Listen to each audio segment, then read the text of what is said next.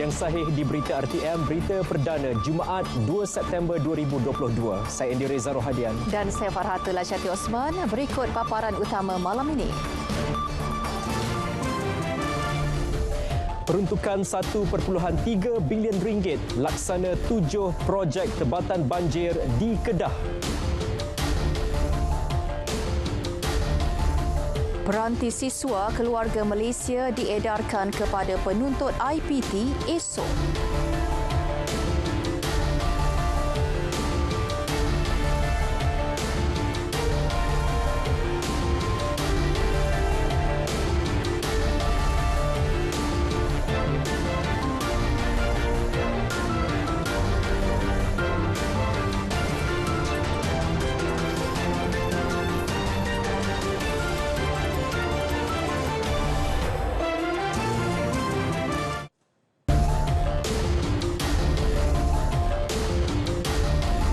Assalamualaikum dan salam keluarga Malaysia. Saudara, anda sedang menyaksikan Berita Perdana. Jangan jadikan masjid sebagai tempat untuk mencerca sesama umat, bertelingkah dan gelanggang politik. Yang di-Pertuan Agong Al-Sultan Abdullah Riayatuddin Al-Mustafa Billah Shah bertitah, masjid seharusnya dijadikan institusi yang menerajui kebaikan, pusat kegiatan umat Islam, malah sebagai lilin yang menyinari masyarakat setempat. Jangan sekali-kali menjadikan masjid sebagai tempat untuk mencerca sesama umat, bertelingkah dan apatah lagi menjadi masjid sebagai sebuah gelanggang politik. Dalam hal ini, saya memang tidak membenar mana-mana pihak yang mempolitikkan rumah Allah ini. Jadilah ini satu ingatan kepada kita semua. Dan saya harap tidak ada yang mempertikaikan arahan ini. Ini adalah untuk kesejahteraan dan kebaikan bersama kita umat Islam dan orang Melayu kita. Baginda bertitah demikian ketika majlis perasmian Masjid Baharu Bandar Tun Abdul Razak Jengkemaran. Pada majlis tersebut, Seri Paduka berkenan merasmikan dan memasyurkan masjid berkenaan dengan nama Masjid Al-Sultan Abdullah Riayatuddin Al-Mustafa Billah Shah. Turut berangkat pemangku Raja Pahang Tengku Hassan Al-Ibrahim Alam Shah dan kerabat diraja Pahang serta barisan kepimpinan kerajaan negeri. Idea keluarga Malaysia diilhamkan kerajaan bukan retorik atau slogan semata-mata. Sebaliknya, semangat diterapkan dalam pentadbiran negara yang mengetengahkan kepentingan memelihara kesejahteraan rakyat. Perdana Menteri Datuk Seri Ismail Sabri Yaakob berkata, dalam konteks negara, rakyat merupakan satu keluarga yang terdiri daripada pelbagai agama, bangsa, kaum dan usia. Perdana Menteri berkata keutamaan semua pihak ketika ini adalah untuk memulihkan negara dan ekonomi tanpa memandang siapa ditimpa musibah. Menurut beliau, matlamat tersebut dapat direalisasikan dengan memberi penekanan kepada nilai keterangkuman, kebersamaan dan kesyukuran. Bagi merealisasikan hasrat kerajaan untuk menjadikan Malaysia sebagai sebuah negara maju dan berpendapatan tinggi, kuncinya ada di tangan kita, seluruh keluarga Malaysia. Ini kerana hanya dengan keharmonian sahaja kita mampu mendapatkan kesetaraan politik dan kemakmuran ekonomi. Oleh itu saya mengajak seluruh keluarga Malaysia untuk terus teguh bersama menjadi sebuah keluarga Malaysia yang hanis sejahtera. Beliau berkata demikian ketika berucap sempena jelajah aspirasi keluarga Malaysia di perkarangan Stadium Darul Aman.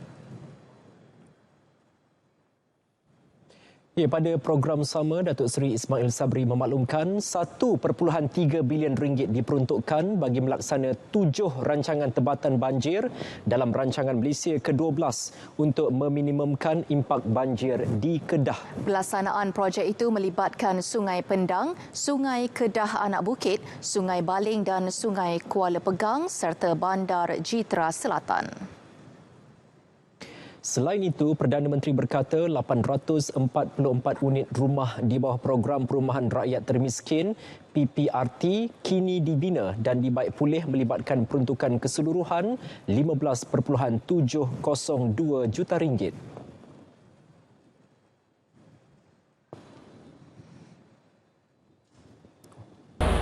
Melihat kepada isu politik hidup dan kesejahteraan keluarga miskin tegar dan miskin, kerajaan memperkenalkan program perumahan rakyat miskin dan PPRT dengan menyediakan pinjaman yang lebih selesa dan tidak bagi memenuhi inisiatif ini.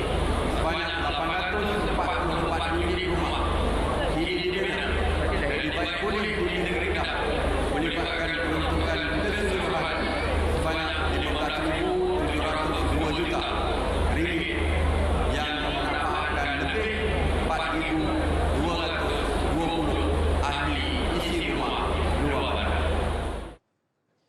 Kerajaan turut merancang membina sebuah pusat kanser wilayah utara PKWU di Sungai Petani di bawah peruntukan Rolling Plan keempat RM ke-12. Turut diumum perancangan membangunkan laluan 4 lorong dari Pokok Sena ke Bandar Durian Burung dan peruntukan RM1.13 bilion bagi pembangunan sekolah dan institusi pendidikan melibatkan 109 projek baharu dan sedia ada. Begitu juga RM425 juta bagi menaik taraf laluan 7 daripada persimpangan Lencongan Barat ke persimpangan 3 Kemboja, selain peruntukan RM526 juta untuk menaik taraf Jalan Persekutuan Gerik Kupang lunas. Peranti siswa keluarga Malaysia akan diedarkan kepada penuntut institusi pengajian tinggi awam dan swasta yang terpilih esok. Menteri Komunikasi dan Multimedia Tan Sri Anwar Musa berkata, pelancarannya akan disempurnakan Perdana Menteri di Universiti Teknologi Mara UiTM Shah Alam. Menerusi hantaran di Facebook, beliau menjelaskan setiap penerima bakal mendapat tablet Samsung model terkini lengkap dengan pelindung, papan kekunci dan stylus pen. Sebelum ini, Tan Sri Anwar berkata 60,000 pelajar dijangka menerima manfaat. Permohonan telah dibuka secara dalam talian sejak 15 April hingga 15 Mei lepas bagi fasa pertama. Pakej peranti siswa keluarga Malaysia adalah inisiatif kerajaan dengan kerjasama syarikat telekomunikasi terpilih untuk membekalkan sebuah peranti tablet kepada setiap pelajar B40 di IPT.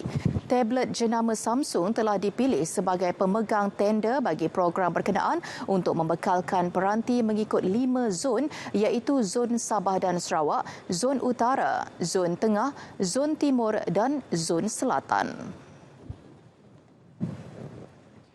Sementara itu, Setiausaha Bahagian Infrastruktur dan Aplikasi Kementerian Komunikasi dan Multimedia Muhammad Nazrul Marzuki berkata hampir 97,000 permohonan untuk tablet program peranti siswa keluarga Malaysia Fasa 1 telah pun diterima setakat ini.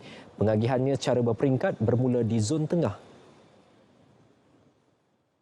Pelancaran rasmi inisiatif peranti siswa keluarga Malaysia oleh Yang Amat Perdana Menteri di UiTM, Dewan Agung Tuanku Chancellor, UiTM 2.30 petang. Itu merupakan pengagihan pertama.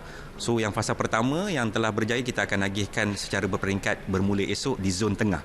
Di zon-zon lain yang ada 5 zon yang berbeza akan berlaku secara berfasa mulai minggu hadapan untuk fasa pertama. Permohonan peranti siswa keluarga Malaysia masih dibuka hingga 30 September ini.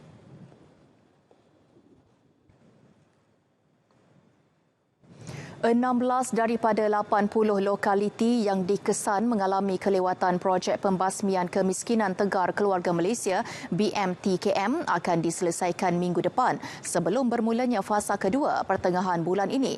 Menteri di Jabatan Perdana Menteri Ekonomi Datuk Seri Mustafa Mohamed berkata kelewatan itu berpunca daripada kos yang tidak berbaloi, ketidaksesuaian projek selain projek yang makan masa panjang.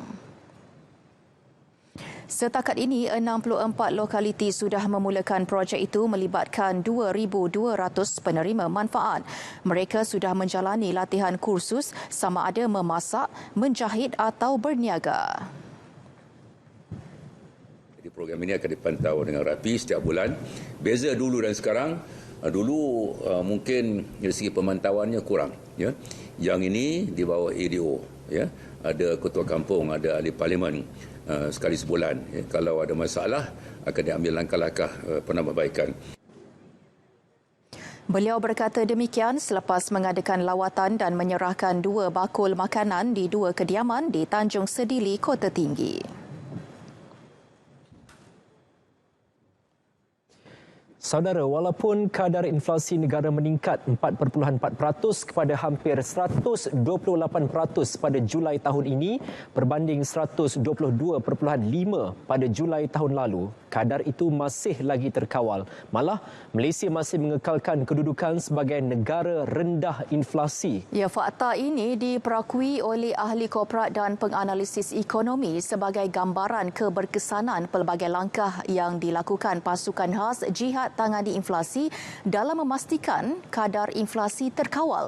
Ia termasuk mengawal harga barangan seperti harga minyak masak yang diumumkan secara berkala. Kita ikuti laporan wartawan Mohan Chinasami.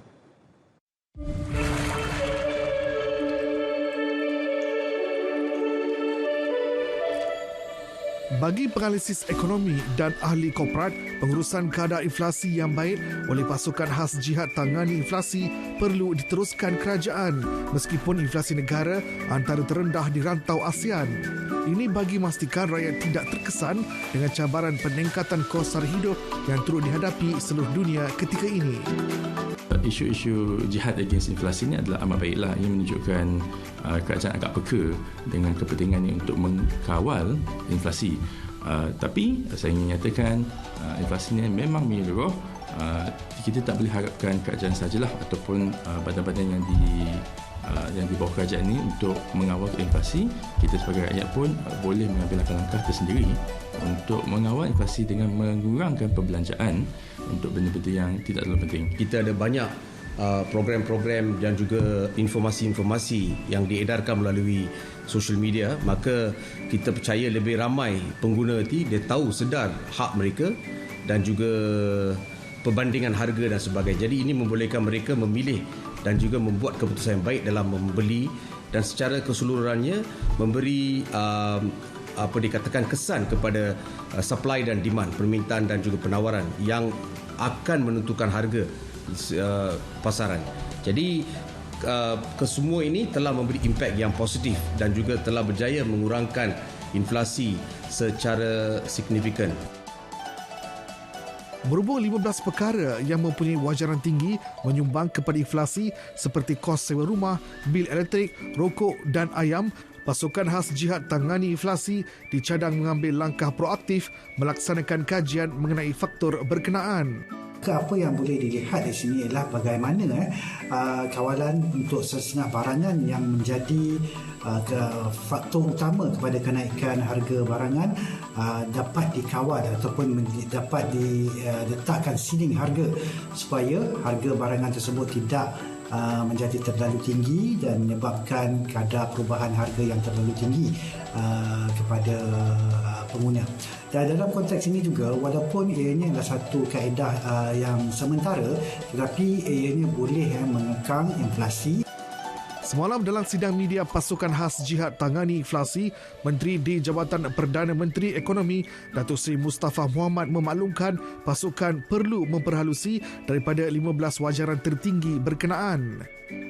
Keberkesanan pasukan khas Jihad Tangani Inflasi dilihat sangat berjaya dalam menangani isu inflasi apabila semalam dalam sidang media khas telah diumumkan bahawa penurunan kadar inflasi di negara pada bulan Julai adalah 0.4%, menurun berbanding bulan Jun lalu iaitu 0.6%. Ini juga jelas menunjukkan bahawa keprihatinan kerajaan dan memastikan kebajikan rakyat terpelihara. Wan Chinasami, RTM. RM1 bilion dana sokongan diperuntukkan kerajaan bagi membantu pengoperasian perkhidmatan bas henti-henti di seluruh negara. Menteri Pengangkutan Datuk Seri Dr. Wee Ka Siong berkata penyediaan dana dibuat di bawah program transformasi perkhidmatan bas berhenti-henti SBST dan dana sokongan sementara bas berhenti-henti ISBSF. Menurut beliau, penambahbaikan perkhidmatan penting bagi memberi keselesaan dan bersesuaian kehendak penumpang.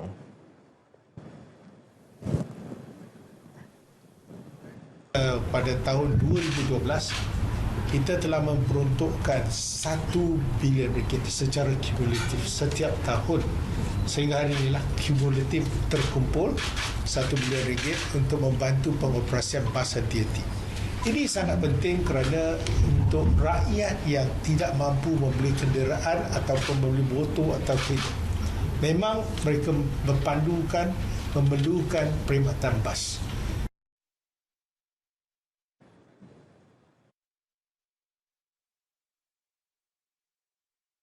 Pengecualian duty stamp ke atas surat cara pindah milik dan perjanjian pinjaman bagi pembelian rumah pertama secara peringkat atau tier harga rumah, iaitu bagi rumah berharga RM500,000 dan ke bawah.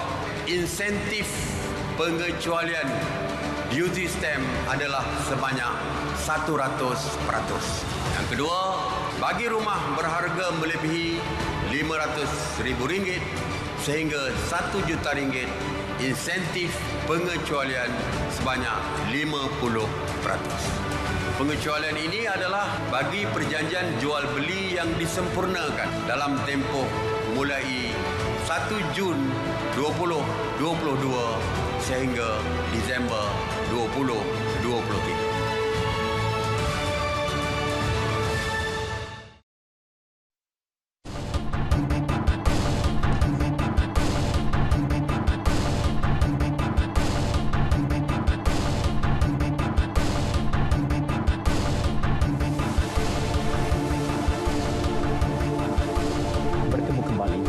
Malaysia telah menarik RM123.3 bilion nilai pelaburan yang diluluskan dalam sektor pembuatan, perkhidmatan dan sektor utama.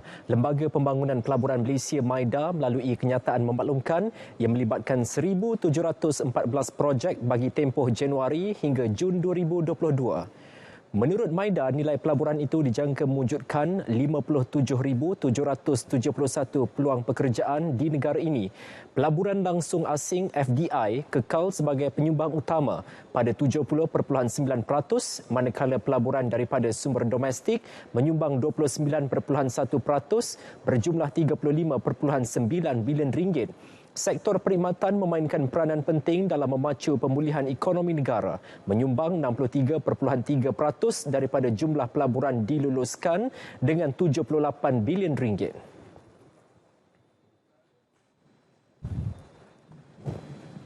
Tempoh 2 minggu akan diberi kepada pengendali rangkaian mudah alih MNO untuk menandatangani perjanjian langganan saham SSA bersama agensi pelaksana rangkaian 5G di Malaysia, Digital Nasional Berhad DNB. Menurut Menteri Kewangan Tengku Datuk Seri Zafrul Tengku Abdul Aziz, lanjutan yang bermula dari 31 Ogos itu diberikan berikutan 2 MNO menarik diri pada saat akhir. Di mana pada mulanya semua 6 syarikat sudah bersetuju, kita bagi tempoh sampai 31 Ogos. Pada 31 Ogos, 2 syarikat mula-mula kata ya, tetapi pada saat-saat terakhir telah mengatakan mereka tidak mahu atas sebab-sebab mereka sendirilah. Tak apa, jadi kita kata okey, kalau begitu yang lagi 4 kata yes, but because pada mulanya 6, jadi kalau 4 sudah macam disebut tadilah, shareholding pun bertukar. Kerana di sini kerajaan dengan penarikan diri 2 MNO tersebut, semakan terhadap dokumen urus niaga, SSA dan perjanjian pemegang saham perlu dibuat bagi 4 MNO yang masih terlibat bagi mereka memperoleh kelulusan dalaman daripada syarikat masing-masing. Proses penyertaan ekuiti tersebut akan diteruskan bersama dengan 4 MNO yang masih berminat untuk memegang ekuiti dalam DNB.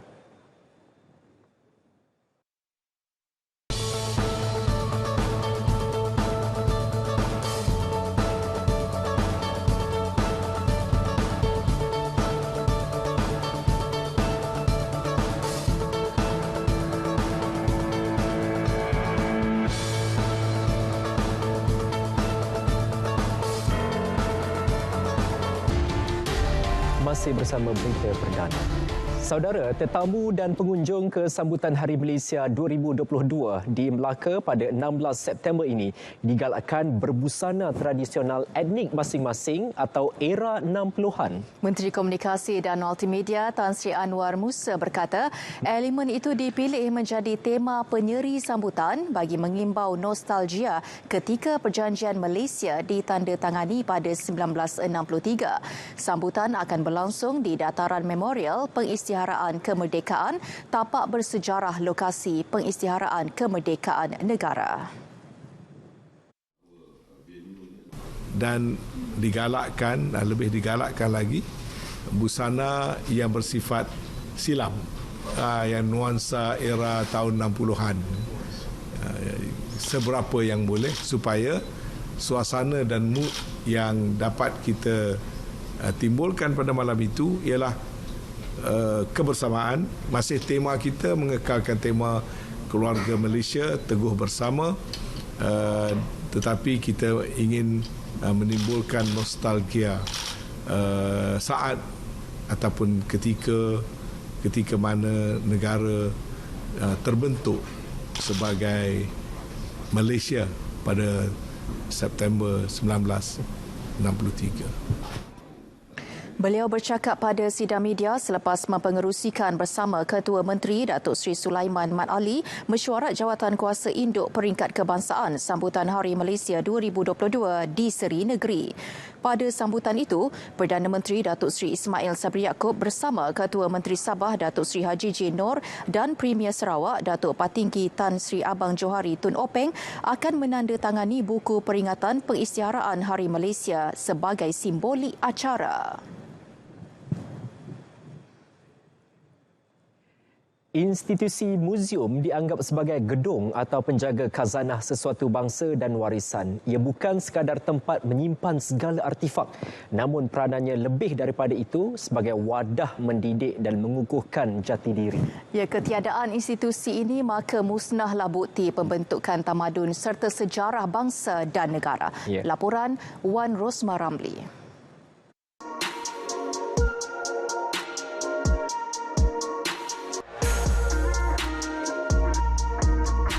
Daripada lebih 30 juta penduduk negara, berapa ramai yang pernah mengunjungi muzium? Ramai berpandangan ia tempat membosankan dan tiada roh yang hanya mempamerkan barangan purba sama ada asli maupun sekadar replika. Hakikatnya, muzium boleh dianggap sebagai institusi pendidikan tidak formal untuk pengunjung mengetahui sejarah pembentukan negara sejak ribuan tahun yang lalu.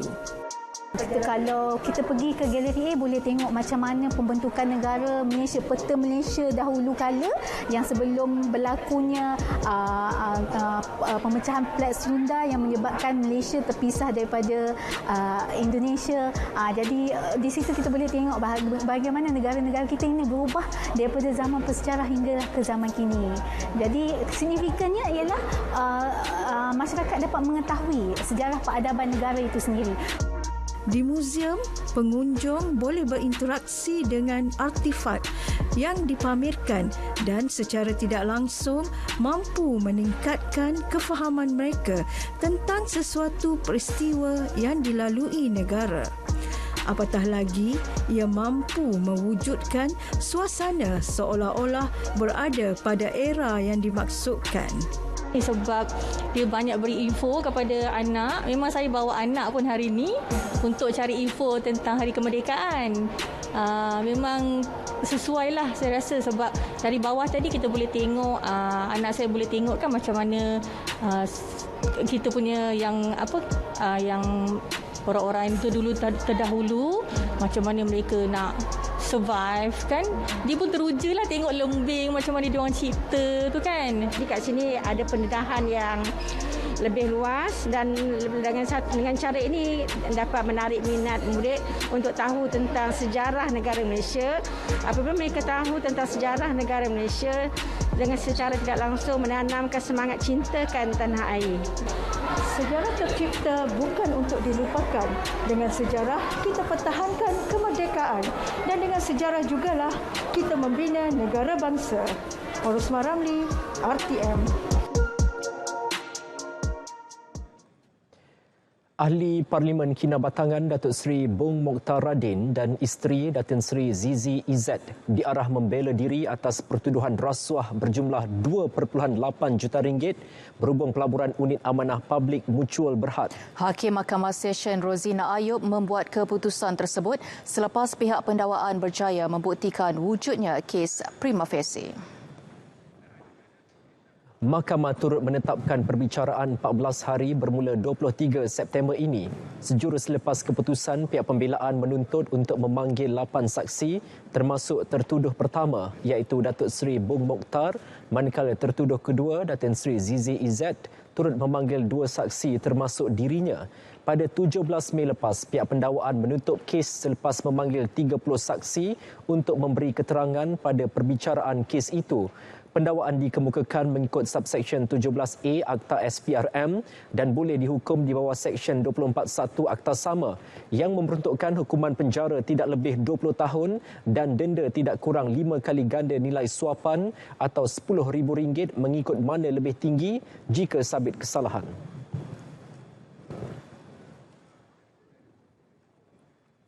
Saudara, seterusnya kita ke edisi sukan bersama Azam Hussein. Silakan. Cabaran Malaysia di terbuka Jepun berakhir.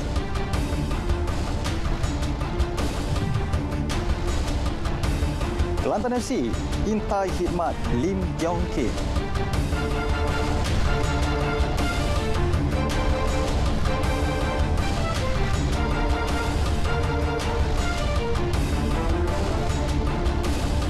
Terima kasih Andy dan Fatul. Assalamualaikum dan salam keluarga Malaysia. Kita mulakan dengan badminton terbuka Jepun 2022. Cabaran beregu profesional lelaki negara Ong Yew Sin, Teo Yi tersekat di pusingan suku akhir selepas tewas di tangan gandingan Korea Selatan Choi Sol-gyu, Kim Won-ho 17-21, 21-17 dan 21-13. Pasangan negara berjaya bermula dengan baik apabila mempamerkan strategi permainan berkesan untuk menang 21-17 di set pertama. Namun di set kedua, Choi Sol-gyu, Kim Won-ho bangkit dengan permainan lebih kemas dan serangan-serangan yang banyak memberikan mata untuk melakar keputusan 21-17 sekaligus mengheret ke set penentuan. Mereka meneruskan aksi konsisten di set penentuan dan kerap memerangkap Yu Sin dan Yi untuk melakukan kesilapan sekaligus menang 21-13. Nasib sama menimpa beregu campuran profesional negara Tan Kiang Meng, Lai Peijing yang tewas kepada pasangan dari China Wang Yiliu, Huang Dongping dengan stretch set. Gandingan itu yang juga pemenang pingat emas Olimpik Tokyo 2020 tidak menghadapi banyak masalah untuk menjinakkan pasangan negara di set pertama dengan keputusan 21-16. Set kedua juga tidak banyak berbeza walaupun Kiang Meng Peijing cuba untuk bangkit apabila kalah 21-15. Turut terkandas, satu lagi beregu campuran Ho Pangron, Toh Iwei. Majlis Sukan Negara MSN akan mempertimbangkan semula agar sukan angkat berat kembali sebagai sukan teras. Menteri Belia dan Sukan, Datuk Seri Ahmad Faizal Azumu berharap sukan berkenaan dapat meneruskan momentum atau ditambah baik sementara menunggu keputusan. Sukan angkat berat telah membuktikan pencapaian cemerlang dalam Sukan SEA Hanoi dan Sukan Commonwealth Birmingham tahun ini. Sukan angkat berat telah membanggakan negara dengan begitu hebat di Sukan SEA, di Sukan Commonwealth. So obviously, tentunya pihak MSN akan mempertimbangkan mereka untuk kembali ke sukan teras, namun momentum pencapaian mereka ini mesti diteruskan, malah diperhebatkan lagi. Jadi tentunya kita akan memberi perhatian termasuk juga kepada sukan sepak takraw. Beliau menyatakan perkara itu selepas merasmikan majlis memperkenalkan barisan penaja utama bagi Sukan Malaysia SUKMA ke-20 yang akan berlangsung pertengahan bulan ini. MSN menerima tajaan lebih RM5 juta termasuk wang tunai, barangan dan perkhidmatan.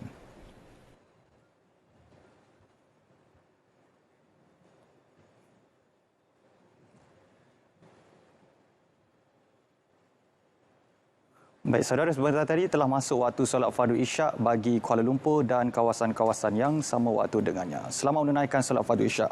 Baik, kita ke perkembangan seterusnya. Pemilik Kelantan FC, Norizam Tukiman, mengakui berminat mendapatkan khidmat pengarah Akademi Mohtadahari AMD Lim Tiong Kim musim depan. Jelas Norizam, beliau ingin melihat lebih ramai bakat baharu digilap dengan kehadiran bekas jurulatih skuad bawah 19 tahun Bayern Munich tersebut. Ujar beliau, selain Tiong Kim, bekas pengendali skuad kebangsaan Datuk K. Raja Gopal turut berada dalam radarnya. Saya lebih suka menggilap bintang daripada menerima bintang. Itu saya. Saya lebih suka cari orang yang kau tak ada pengalaman, sini. Saya suka orang macam itu. Jadi mungkin kalau Encik LTK atau Raja Gopal menjadi sebagai technical director ataupun menjadi sebagai key management ataupun key advisor untuk Kelantan FC di musim hadapan, mungkin itu saya akan pertimbangkan. Namun jelas beliau, ini bakal bergantung pada hasil perbincangan yang akan diadakan kedua-dua pihak. Berkata demikian selepas majlis tanda tangan pemilikan saham TRW Kelantan FC di Ibu Negara. Dalam majlis itu, Kelantan FC mengumumkan syarikat Skyrian Berhad sebagai pemegang saham 5% syarikat dengan nilai RM3 juta. Beralih ke aksi Liga Super. Pertembungan antara Sabah FC dan Kuala Lumpur KL City FC di Stadium Likas menyaksikan kedua-dua pasukan sama handal selepas mencatat keputusan seri 2-2. Dalam perlawanan tersebut, KL City terlebih dahulu membuka jaringan seawal minit ke-5 apabila pemain pertahanan Giancarlo Gallifoco menanduk kemas bola sepakan percuma Kapten Paulo Joshua. Sabah kemudian bangkit dengan asakan bertali arus ke kubu pelawat. Namun kecakapan penjaga gol Kevin Ray Mendoza berjaya melidakkan percubaan tuan rumah. Namun pada minit ke-47, Mendoza akhirnya tewas apabila pemain pertahanan kebangsaan Dominic Tan bijak memanfaatkan kesilapan Gallifoco dan Akram Mahinan yang gagal mengeluarkan bola di depan pintu gol. Akram bagaimanapun menebus kesilapannya dengan meledak gol kedua KL City pada minit ke-61 berisi tandukan menarik berpunca daripada sepakan percuma. Kedudukan itu tidak kekal lama apabila pemain sayap Sabah FC, Sadil Ramdhani, muncul wira buat pasukannya. Rebatan kencang yang menerusi sepakan percuma pada minit ke-85 memberi kelegaan buat skuad Sang Badak untuk mengutip satu mata.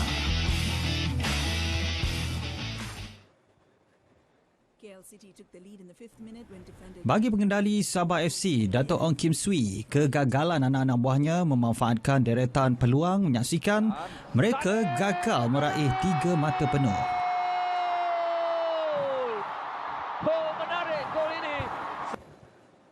Dan kita tahu pasukan Kuala Lumpur pasukan yang bermain secara taktikal yang cukup baik dan mereka hadir untuk mendapatkan satu mata dan mereka berjaya ya. Namun kita gagal menyempurnakan banyak peluang di mana itu menyebabkan kita tidak dapat mata penuh ataupun kemenangan pada. Look, the way we play could be better always, but we miss so many players. We miss both strikers. Probably one of them only was here. It will be different. But we're playing AFC Cup in 7 days' time, so we didn't want to risk with their injuries. Baik, paparan itu mengakhiri edisi Sukan 2 September 2022. Saudara saksikan kegemilangan Sukan Malaysia Sukma ke-20 bermula 16 September ini. Hanya di RTM sebagai rakan penyiar rasmi #Demi Malaysia. Dengan itu saya Azamudin Hussein. Assalamualaikum dan insya-Allah kita berjumpa lagi.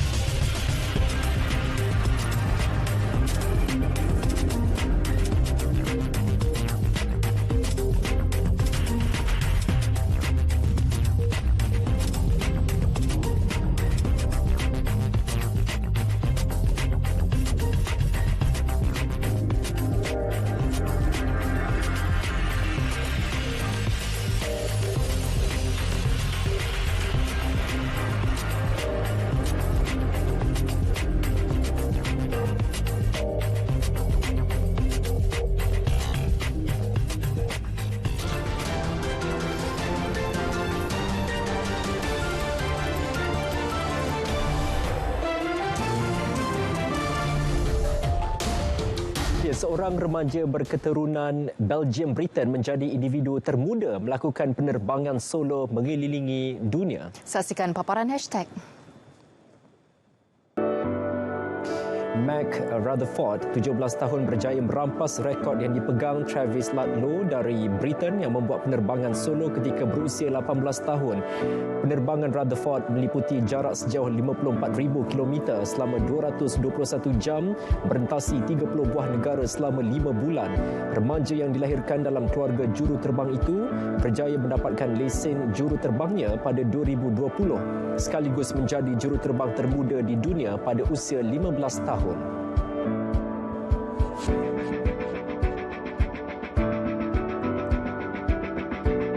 Di Southampton, Britain pula, seorang petani memecahkan Guinness World Records kategori hasil timun terpanjang dengan catatan 1.1 meter. Sebastian Suski menanam timun tersebut di kebunnya sejak 25 Mei lalu. Timun tersebut tidak akan dijadikan hidangan, sebaliknya ditempatkan di bangsal perebutan untuk menyerap benihnya kembali ke dalam tanah. Cuaca kemarau yang melanda banyak negara Eropah hingga menyebabkan beberapa sungai utama mengering terus mendedahkan beberapa peninggalan sejarah. Terbaharu, sebuah struktur perkampungan lama kem tentera Empayar Rom muncul sepenuhnya selepas paras air sungai 5 Spanyol menyusut. Struktur yang dipercayai berusia sekitar 2000 tahun itu ditemui dalam keadaan masih terpelihara.